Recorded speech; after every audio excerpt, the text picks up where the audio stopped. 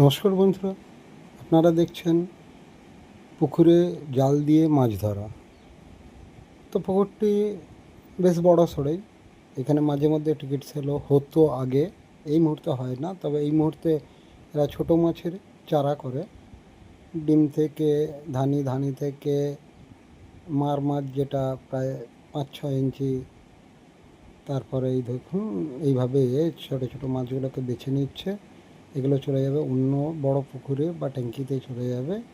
তো এরা মাছ তৈরি করে। পাশেই আমার স্কুল, এখানেই আমি কাজের মধ্যে এক ফাঁক বেরিয়েছিলাম, দেখলাম এখানটা মাছ বাছা আছে। টিফিন টাইমে আমি এটা শ্যুট করলাম। তো যাই হোক, খুবই ভালো লাগলো। মাছ ধরা ভীষণ ভালো লাগে আমার। মাছ চাষ করেও ছিলাম, মাঝে মাঝে নদীতে ছিপ নিয়ে মাছ ধরতেও যাই, বা অনেক জায়গায় টিকিট সেলে দেখবেন আমার ব্লকে বিভিন্ন মাছ ধরাও রয়েছে। আমি যেগুলোর সঙ্গে যুক্ত সেইভাবেই আমি ছবিগুলো দিই প্রায়।